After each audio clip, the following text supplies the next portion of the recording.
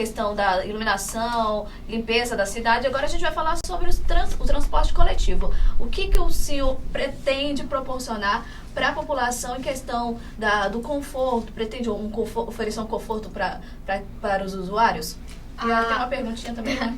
A Luciana Ferreira chegou a comentar sobre o assunto na nossa live, né? Questionando aí quais seriam as suas propostas mesmo para melhorar o transporte coletivo, uma vez que está muito sucateado, tem a espera, né? Os problemas que todo mundo já sabe. Olha lá, Luciana, como eu disse no início, eu estou menos preocupado em ficar repetindo os problemas que a cidade existe. As pessoas sentem na pele os problemas. Essa hora mesmo deve ter gente nos assistindo no seu celular, numa parada de ônibus, esperando a hora os ônibus, as paradas estão lotadas. Nós vivemos uma crise no sistema de transporte coletivo, os ônibus estão trancados dentro da garagem e a prefeitura não faz nada. É preciso autoridade para retirar os ônibus da garagem. Manaus está rodando com uma frota reduzida, o prefeito segura a tarifa e os empresários tiram o ônibus da rua. O cidadão, com um serviço precário, se ele pagar R$1, está ruim. Com um serviço bom, ele paga, às vezes faz um sacrifíciozinho um pouco maior, mas paga desde que tenha qualidade no serviço oferecido para ele.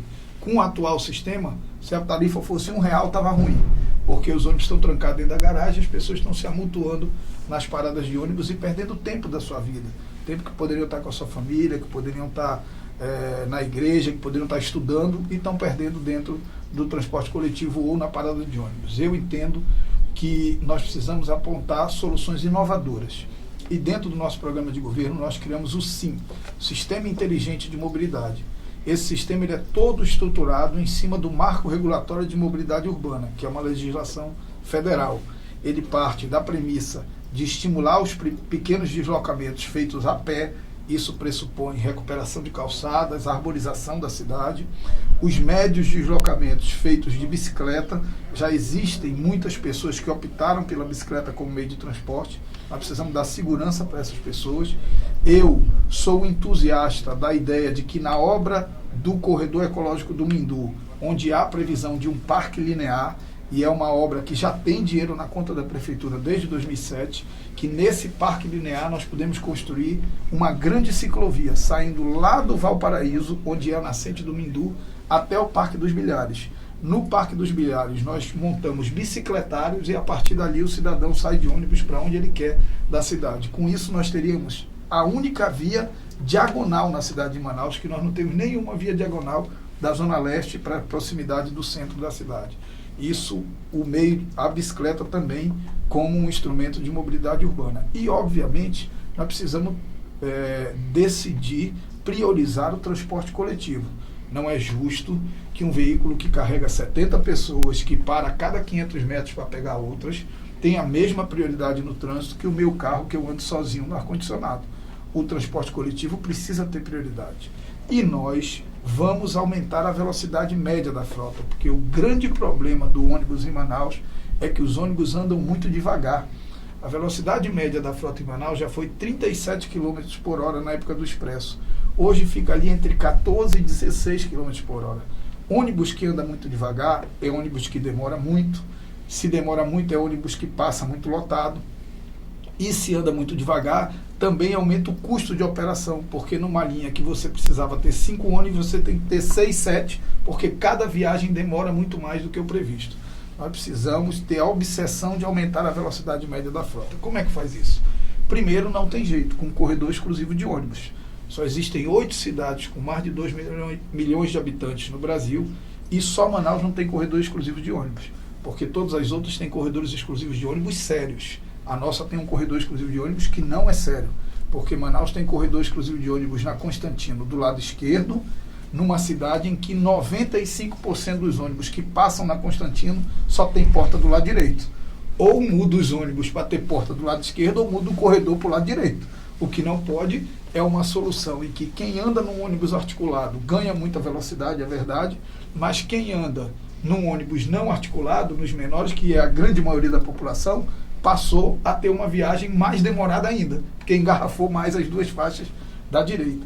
Então nós precisamos tratar isso com muita seriedade, priorizando, mas com tecnologia, com obra de infraestrutura, com sinalização inteligente, com o que eu chamo de Waze do ônibus, né?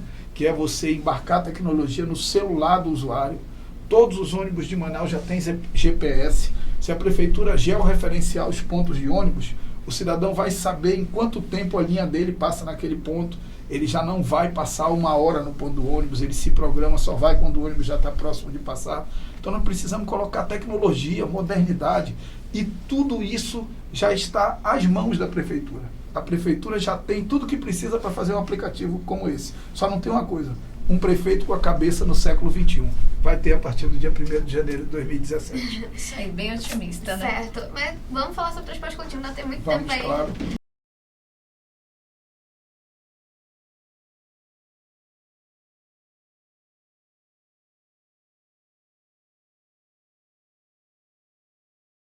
Demagogia com tarifa pública. Demagogia com tarifa pública, alguém paga a conta. E eu acho que o povo brasileiro amadureceu muito para isso. Quando a presidente Dilma, para fazer demagogia eleitoral, ela reduziu a tarifa da energia. Todo mundo se animou, todo mundo achou que era bonito aquilo, e quando veio a conta, ela era muito maior do que a economia que você teve naquele curto período por questões eleitorais. Então, passe livre estudantil, nós temos que ter consciência de saber o seguinte: tudo bem, quem vai pagar essa conta? Se a gente chegar a uma conclusão de que a prefeitura pode pagar, ou de que os outros usuários não estudantes topam pagar esse custo, não tem problema. Mas eu acho que ainda não há amadurecimento necessário para isso.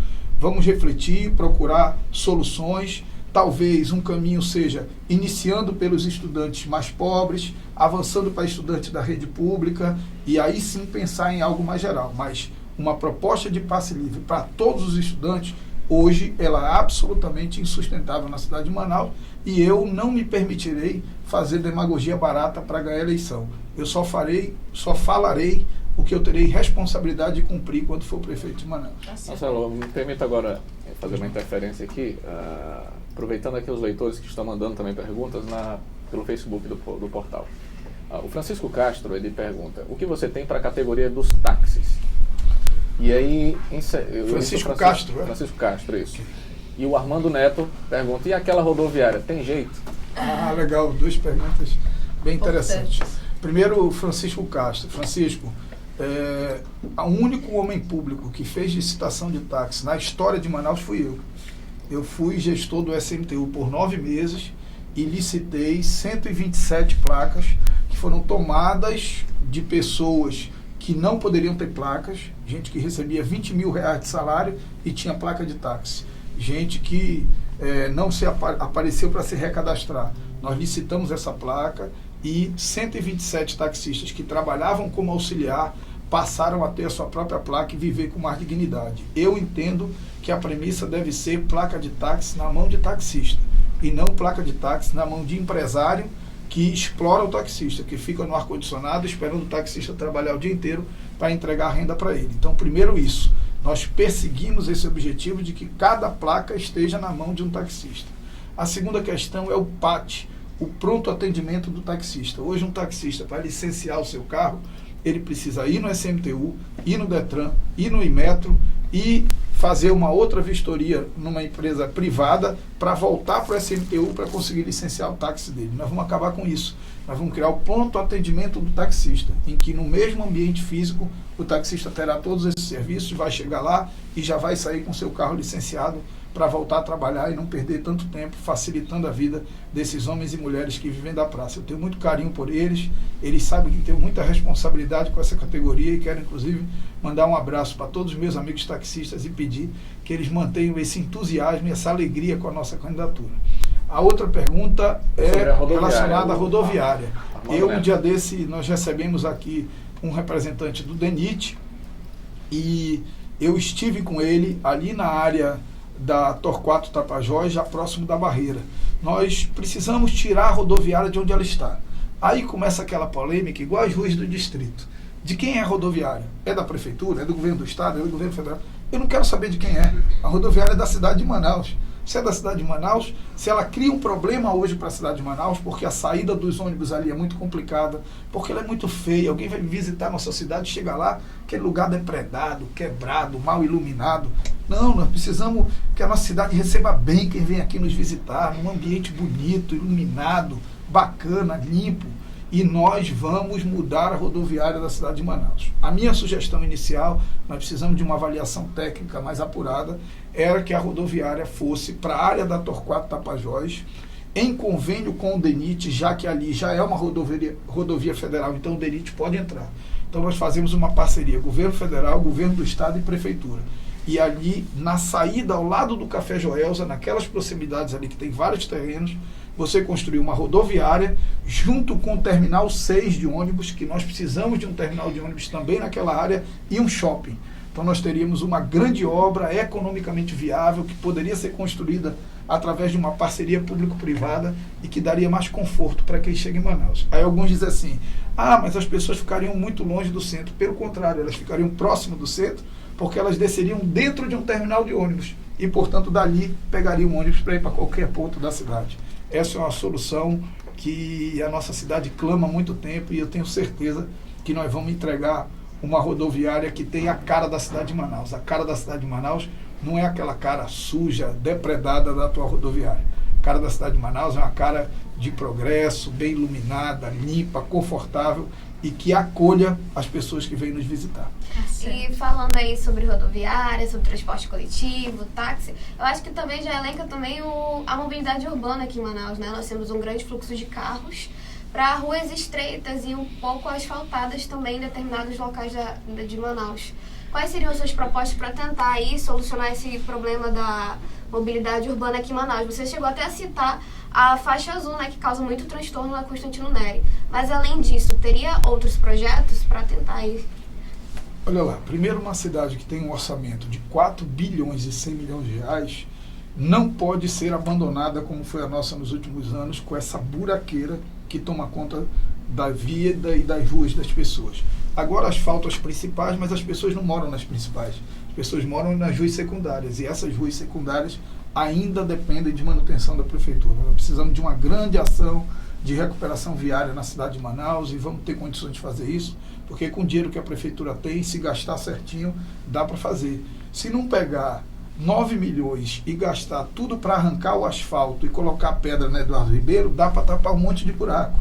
O problema é que é o inverso, é como se um pai de família ele comprasse uma camisa nova com dinheiro do rancho. Pode arrancar o asfalto da Eduardo Ribeiro para trocar por pedra, gastar dinheiro ali? Pode, desde que não tenha nenhum buraco na cidade, desde que não tenha outra prioridade. É uma questão de acertar na prioridade. É fazer o que muda a vida das pessoas. O que muda a vida das pessoas é tapar os buracos da rua dela. Em relação à mobilidade urbana, relacionada a trânsito, a transporte individual, primeiro, nós temos que ter clareza e sinceridade com a cidade de que não há solução que passe exclusivamente por transporte individual. Gosto de dar um exemplo. Aquele viaduto Miguel Arraes, ali da Recife para Daci Vargas, aquele viaduto demorou 3 anos para ser construído, que é mais ou menos o prazo de uma obra desse porte. Em 3 anos entram 148 mil novos carros em Manaus. Quando inaugurou o viaduto, ele praticamente já não servia para nada. Então, as ruas nunca vão se alargar na mesma proporção da quantidade de carros que entram numa cidade que licencia 4 mil carros por mês. Nós precisamos diminuir o número de carros pela rua. Qual é a forma de diminuir o número de carros andando pela rua? Melhorando o transporte coletivo, fazendo com que as pessoas façam a opção pelo transporte coletivo, façam a opção pelos pequenos deslocamentos a pé, façam a opção pelo uso de bicicleta como alternativa. Eu acho que esse é o caminho. E, óbvio, fazendo obras de infraestrutura para diminuir esse colapso. Por exemplo, ali na Paraíba com a Salvador, nós temos que fazer uma passagem de nível, já tem um desnível ali na ladeira, tem alguns pontos da cidade, ali no Boulevard com o cemitério, tem que fazer uma direita livre de verdade. Então, tem algumas pequenas intervenções que nós podemos fazer e que vai melhorar muito a vida do trânsito da cidade. Mas o principal é reequilibrar o sistema. E reequilibrar o sistema pressupõe garantir que os pequenos deslocamentos sejam feitos a pé, que quem usa bicicleta tenha segurança para isso, que o transporte coletivo seja confortável e pessoas possam escolher esse modal e, com certeza, como consequência de todo esse sistema, nós vamos ter um trânsito um pouco mais confortável e parar de atormentar a vida das pessoas como a prefeitura tem atormentado nos últimos tempos. Pois é, você citou aí no caso também o transporte coletivo, né, transporte individual, e na mobilidade também nós temos aí a acessibilidade, né, em ônibus, calçadas. quais seriam os seus projetos para tentar tornar Manaus mais acessível para quem precisa de subir em calçadas, usar o transporte coletivo? Já tem um recurso, né, para isso. O problema é que às vezes não funciona, né? Exatamente. Olha lá. Me permita antes só falar uma coisa. Eu sou entusiasta também da ideia de um transporte urbano fluvial. Quando eu era presidente do SMTU, nós testamos uma linha que saía da Marina do Davi, parava na Ponta Negra, no Porto de São Raimundo, no Porto de Manaus, na Manaus Moderna, na Feira da Panaí e terminava na Ceasa. Eu sou entusiasta dessa ideia. Acho que nós temos que estudar a viabilidade econômica disso. Nós precisamos ter um modal de transporte urbano fluvial. Ele pode inclusive ser misto. Ele pode ser meio turístico e meio urbano, como existe em alguns lugares do mundo. Em relação à acessibilidade, nós temos que tratar isso com seriedade. Tem linhas de financiamento específico para isso. A gente pode captar recursos para tornar a cidade mais acessível. E quando eu digo tratar com seriedade, é assim, às vezes eu vejo num lugar tem uma rampa que leva para uma calçada que tem um poste no meio da rua. Então ali tem a rampa só por uma formalidade. Ou tem uma rampa e tem uma calçada toda quebrada. Então tem a rampa só para dizer que tem. Não, nós precisamos verdadeiramente entender que existem pessoas com deficiência, com dificuldade de mobilidade e que a cidade precisa oferecer a essas pessoas o conforto e a independência de se deslocar sem depender de outras pessoas. E nós vamos perseguir isso com certeza. Tá certo. Já que a gente ainda temos tempo? Nós temos 10 minutos ainda. 10 minutos. Eu gostaria de tocar num assunto que é muito importante ser citado, a questão da saúde, das UBSs, a questão das casinhas, que algumas foram desativadas. Eu gostaria de saber as suas propostas para essa questão que é muito importante para a população manauara. Olha lá, o nosso plano de governo ele tem uma proposta que chama Saúde em Sua Casa. A prefeitura ela é responsável pela atenção básica, por aquela saúde preventiva, aquele primeiro contato da pessoa com o sistema de saúde pública. Manaus tem uma cobertura de atenção básica de 38% só da população. O Ministério da Saúde indica que essa cobertura tem que ser de 70%. Qual é a consequência de o Ministério da Saúde dizer que tem que ser de 70% e a cidade, o nosso sistema de saúde, só cobrir 38%? É uma consequência que atormenta a vida das pessoas, inclusive de muitas que devem estar nos assistindo. A pessoa sai de casa, bate na porta da UBS, pergunta onde ela mora. Aí ela diz onde ela mora. Quando ela diz onde ela mora, responde: você não pode ser atendido aqui nessa UBS porque você está fora da área de cobertura. Quem fica fora da área de cobertura é telefone celular. Se alguém está batendo na UBS é porque está doendo alguma coisa, é porque a pressão está descontrolada, é porque a diabetes está descontrolada, ela precisa ter atendimento. Para ela ter esse atendimento, nós precisamos chegar aos 70% de cobertura e nós vamos chegar em 4 anos. Isso pressupõe reestruturação das equipes de saúde da família, isso pressupõe retomada da visita domiciliar da equipe da estratégia de saúde da família, valorização profissional do ACS, do médico, do enfermeiro, de toda a equipe de saúde da família. Quanto mais atendimento domiciliar você tem, menos você sobrecarrega a casinha, menos você sobrecarrega o hospital, a urgência, a emergência. Então nós vamos fazer o programa Saúde em Minha Casa, que vai ampliar a rede de atenção básica para cobrir os 70% que o Ministério da Saúde determina e para voltar o atendimento domiciliar. Tá certo. Há propostas para os jovens? É um incentivo, questão do esporte também, da cultura, que envolva esse público que é bem ativo? Olha lá, eu sou um esportista, sou corredor, maratonista, triatleta, tenho o maior carinho por isso. O esporte já salvou minha vida algumas vezes. Na minha adolescência, quando eu perdi meu pai, foi no vôlei que eu encontrei a alegria, retomei a alegria de viver. No momento da minha maturidade, eu encontrei a corrida, encontrei o triatlo e também resgatou a minha alegria de viver.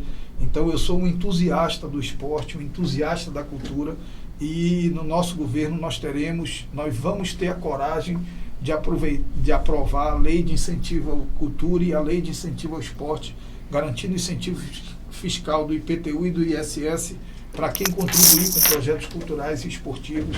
As pessoas acham que isso é abrir mão de receita, mas não é.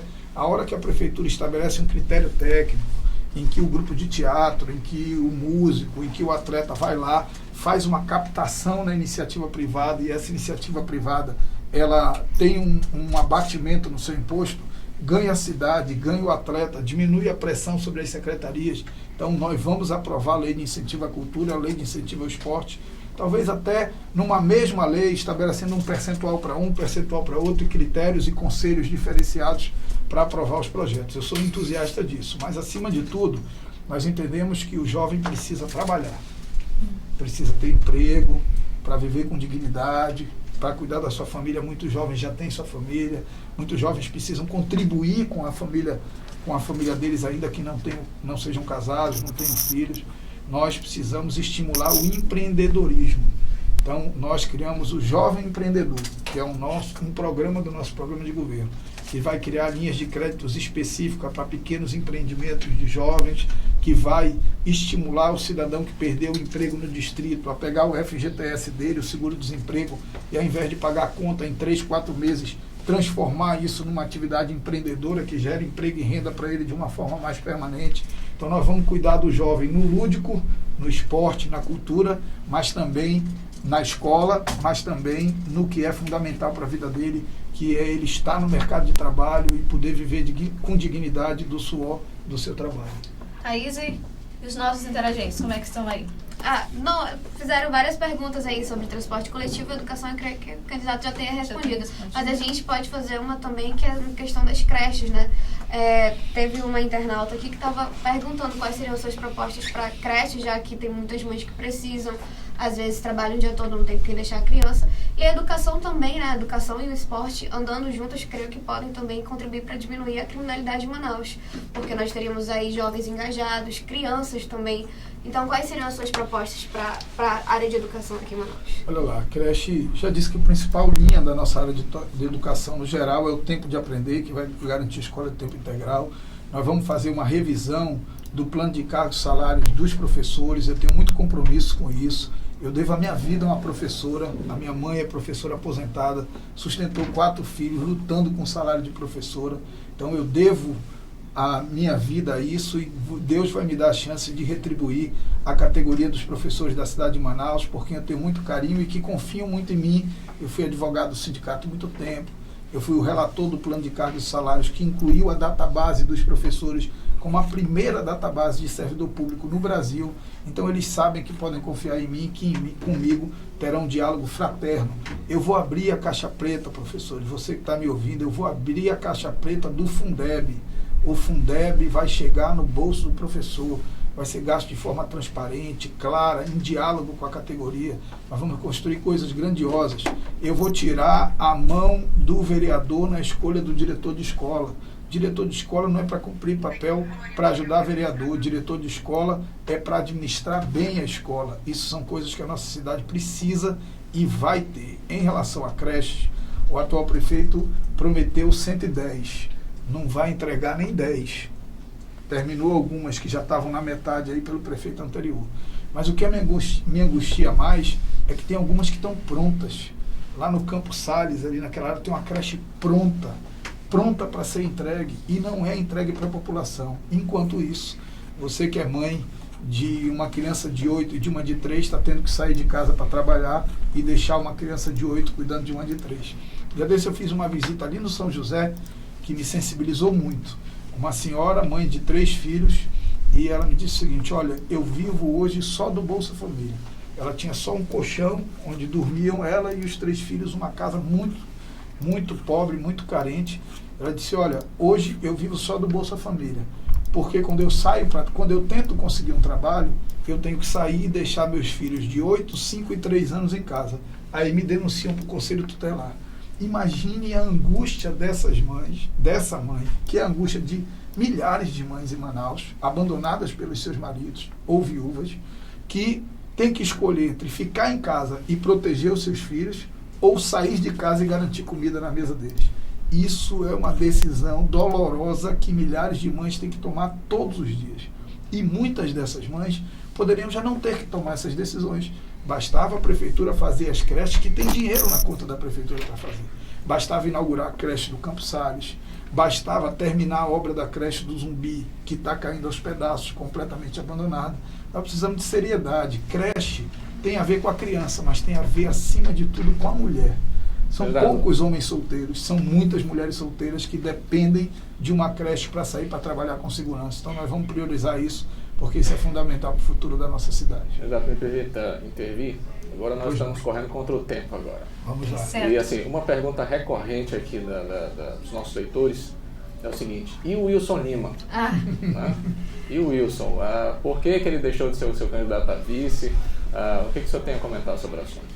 Olha lá, o Wilson Lima é um dos melhores caras que eu conheci na minha vida pública e na minha vida como homem. Eu aprendi uma grande lição com esse cara quando o ouvi falar que um projeto é muito maior do que a vaidade de qualquer pessoa. Nós tivemos uma composição, recebemos um fortalecimento muito grande da nossa chapa e o Wilson percebeu e entendeu que isso fortalecia o nosso projeto e que ele podia continuar contribuindo, caminhando ao nosso lado, fiscalizando as nossas ações. Então eu tenho muita alegria de ter esse cara próximo de mim. Nós precisamos trocar por conta das composições partidárias. Ninguém faz composição sem abrir mão de nada. Isso é legítimo. Eu quero governar juntos. Eu quero governar tendo senadores para me apoiar e garantir recursos, tendo deputados federais para me apoiar e garantir recursos. E nós conseguimos isso a partir dessa composição feita com o PSD e com o Democrata. E o Wilson teve a grandeza de entender isso e a grandeza maior de continuar caminhando ao meu lado, ainda mais entusiasmado. As pessoas tentam criar milindre entre eu e o Wilson. Nós somos amigos, leais, verdadeiros e acreditamos que juntos podemos contribuir com a nossa cidade, colocando as nossas vaidades abaixo dos interesses do povo da cidade de Manaus. E a comprovação disso é que o Wilson está aqui, né? Se vocês me permitem quebrar aqui esse... seja bem-vindo, Se vocês me permitem quebrar aqui o negócio, está aqui o Wilson, um grande cara, viu? Um grande cara. A bronca é contigo? É comigo a Um bronca. grande cara. Esse cara ainda já contribui, ainda vai contribuir muito com a nossa cidade. É um grande homem, um homem leal, um homem que vai ajudar muito a gente no futuro da nossa cidade. Obrigado, viu, Wilson? Já fiz minha participação, deixa eu voltar para os bastidores. Certo, obrigado, Wilson. Legal. O Wilson que já está mais Então- do que acostumado. Então né, é isso, câmeras. nós tivemos que fazer uma composição que não foi importante para mim ganhar essa eleição. Essa composição ela foi importante para a cidade, para o futuro dessa cidade. Eu vou ser um prefeito que vai ter um grande apoiamento, até porque eu tenho certeza que os deputados federais que são candidatos a prefeito, no ano que vem, vão voltar para os seus mandatos e vão ajudar a gente com emendas, contribuindo. Eu não quero dividir a cidade. Quem está decidido a brigar comigo nessa eleição vai perder tempo. Eu quero unir a cidade. Nós precisamos de todos. De todos. Um dia depois da eleição, a eleição acabou. No dia 1º de janeiro, quando eu sentar na cadeira de prefeito, eu não vou ser prefeito dos meus eleitores, eu não vou ser prefeito para enfrentar quem é contra o meu partido. Eu não vou ser prefeito do meu partido, eu não vou ser prefeito dos meus eleitores. Eu vou ser prefeito de toda a cidade de Manaus. Eu vou unir a cidade de Manaus, porque uma cidade unida é uma cidade que anda para frente e que resgata a esperança no coração das pessoas. Marcelo, nosso tempo estourou, então a gente vai ter que finalizar a nossa entrevista, mas vamos permitir, sem problema algum, que você nos traga as suas considerações finais e, ao mesmo passo aí, agradecer por sua presença, por ter vindo disposto do seu tempo para estar conosco aqui respondendo a esses questionamentos. Muito obrigado. Agora eu quero falar a você que nos assistiu, que ouviu as nossas propostas, que percebeu que nós estamos decididos a plantar esperança, a falar dos nossos sonhos, a falar dos sonhos da nossa cidade, a falar de uma nova cara que nós queremos dar para a nossa cidade e para a nossa gente. Essa cidade que vai ser fruto de uma mudança, mas não de qualquer mudança, de uma mudança segura e transformadora, de uma mudança que vai trazer energia temperada com a juventude, que vai trazer o vigor temperado com a experiência. É uma cidade que vai voltar a andar para frente, uma cidade que vai ser movida por propostas e não pelo desejo de derrotar ninguém. A nossa cidade vai ser movida pelo tempo de aprender na educação, pelo Saúde Minha Casa na saúde, pelo Cidade Segura na segurança, pelo sistema inteligente de mobilidade no transporte, pela rede Facilita na área de reestruturação dos serviços públicos, pelo Meu Bairro Vivo na área de reestruturação urbana. Quero que você acredite nesse futuro melhor junto conosco. Me dê as mãos e vamos caminhar juntos, porque o futuro está batendo a nossa porta e ele tem nome e número. É Marcelo Ramos, número 22. Muito bem, amigos do portal, muito obrigado por ter nos acompanhado durante essa transmissão e entrevistamos o candidato a prefeito de Manaus, Marcelo Ramos, que respondeu a todas as perguntas. Agradecer às colegas Thaís e Débora pelas intervenções. Muito obrigado, meninas.